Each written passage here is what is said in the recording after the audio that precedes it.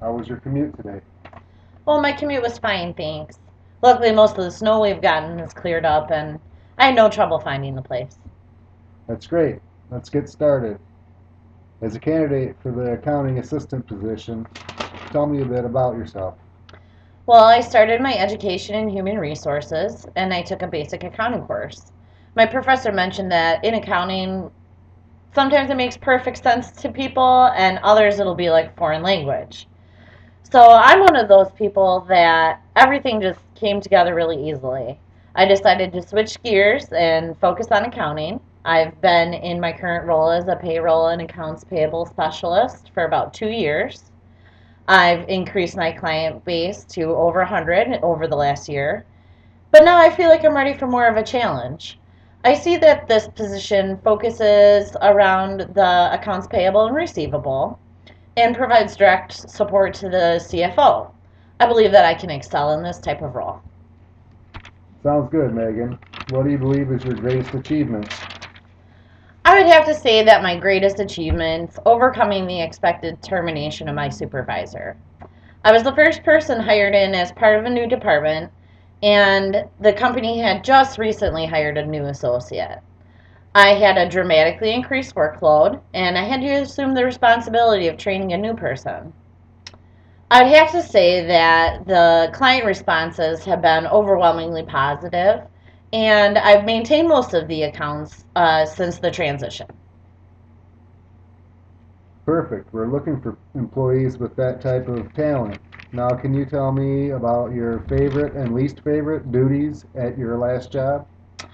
My favorite part of my current position is reconciliation. I've become known for being able to figure out any errors that may have occurred over the quarter or the year. And although my work is virtually error free, even my supervisor has come to me with other associates' accounts when they've been unable to reconcile them. If I had to choose my least favorite part of my job, it's taking over accounts from someone who's no longer with the firm.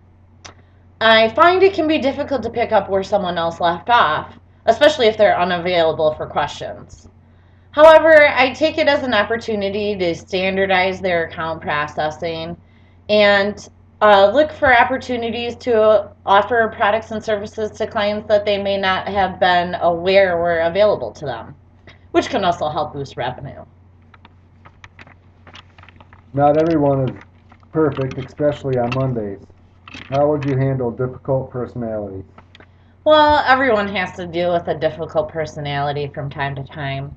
One thing I notice, particularly with small businesses, is that the clients seem to think that they're the only client that you might be working on, and it can make them feel like they can have requests with the expectation of a very short turnaround time. But I found that if you treat them as if they are, in fact, your only client, and that their request is important to you, regardless of whatever else you may have on your schedule, they're, of course, extremely satisfied. However, I don't make any promises that I can't keep. I ask them when they need their work done by to prioritize it with my other duties. And I have no problem asking for help.